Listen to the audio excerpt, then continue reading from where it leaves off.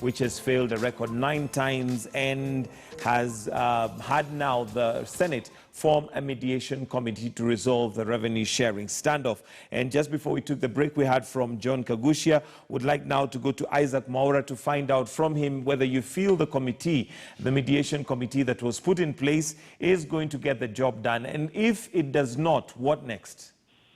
Yeah, I think, Mike, it is going to get the job done, because one of the things that we agreed is that everybody has made their point. Whoever wanted to show that they are aggrieved by the new changes of the leadership in the Senate, they have been able to do so.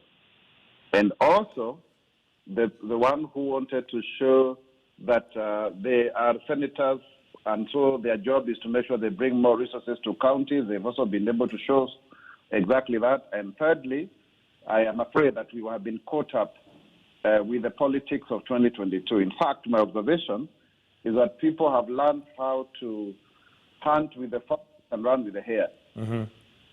But then people are tired, and I think, Mike, in state building, war is a very important aspect of consensus. I mean, of making people to be mobilized for the sake of their motherland.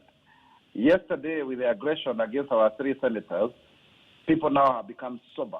In fact, I even saw somebody saying, why does Senate sound so intelligent? We needed such a moment for people to awaken to the danger of losing parliamentary independence. Uh-huh. And also the fact that, the side that was supporting the formula on the floor of the House won twice. So it also sent a signal to the other group. So I think now Kenyans, who are representing the Senate can be more confident that a smaller group can make a determination and we will be able to resolve. In fact, one of the things that we said, there is no new session until we come up with a consensus. There is no need of hoodwinking Kenyans, otherwise it becomes a theater of the absurd. But also further to this, I want to say, without fear of doubt, that there is a bigger problem, because it's a question of what is our political ideology, Because political ideology, Mike, is the mother of good governance. Absolutely. In any given jurisdiction, as it informs the thinking of a political party and its leadership, yeah? Right. Whether in opposition or government. The alternative is to invite a gang of robbers to superintend over the management of public affairs. And I think that's what we are seeing in our country. Because how then do you explain the largesse that is the national government allocation versus that of the counties, and that you cannot cede more ground, yet our country is actually reeling from humongous public debt at 62% of GDP, and yet when we are trying to restructure these debts, there will be more fiscal headroom.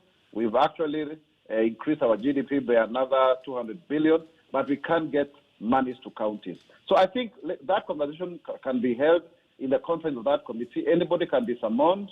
They will be guided by the Parliamentary Budget Office. The National Treasury also may want to appear before that committee to give their projections and their views.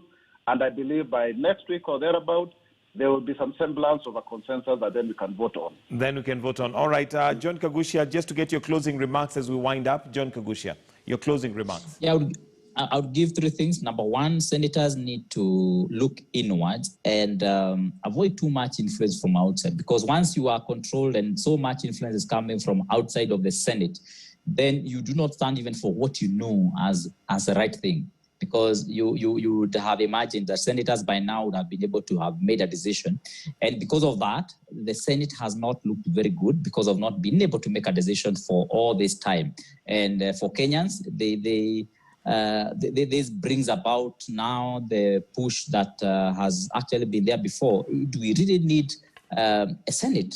If, for example, now a Senate is really not able to make decisions, especially that protect devolution. Now, the second issue is that there's too much impact and too much looking forward to 2022 politics. The 2022 politics are influencing a lot of decisions that are being made today by politicians. Again, I would want to urge politicians to sober up and remember that we will have a country beyond 2022, and decisions that are made today must be able to reflect that and not just an electoral process. And the last thing is I would want to be on record condemning with the strongest term possible the kind of intimidation that happened yesterday with senators. And I want to urge executive, please refrain from using high-handed tactics and the iron fist in dealing with the issues to do with democracy.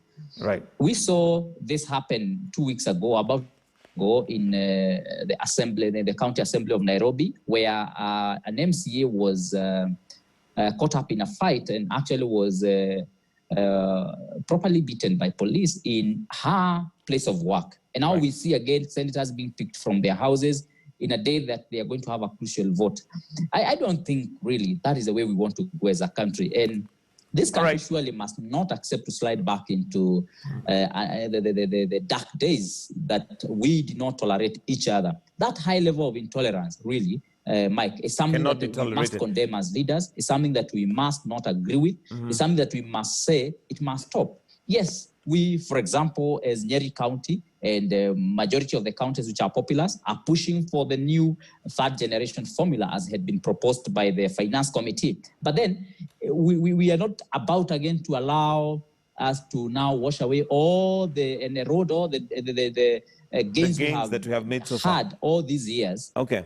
Because really we are looking forward to that formula. So let us agree as a country that we must be able to negotiate on the table. We must be able to convince one another, persuade one another without having to intimidate one another.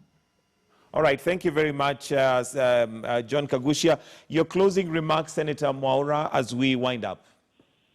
I think one of the things that we need to agree is that we are one nation and that nobody should imagine that the contestation around the division of revenue can tear this country apart.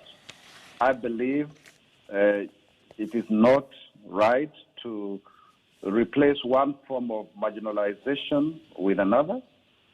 For me, that is some form of tortuous, convoluted, retributive justice, and it does not help. I think those who came up with session of paper number 8 of 2012, led by Muhammad Elmi, where the mantra was slow down the horse for the donkey to catch up, should know you still need the horse to run for the donkey to have something to eat. So we need each and every one of us. This country has enormous potential. I went to Kitui and I saw the potential of the High Grand Falls.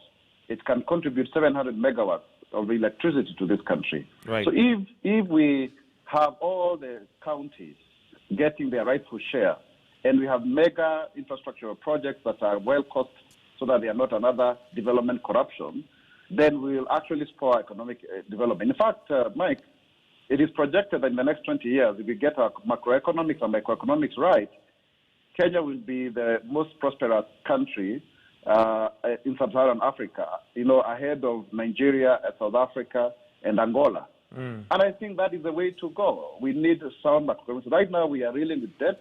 In the next foreseeable 5 years, we may have to repay our debt. Now, currently, repayment standing at 901 billion as from this September. That's a national crisis. And we may actually not have a lot for equitable share, and that calls for counties to really increase their outsourced revenue, like they should get more.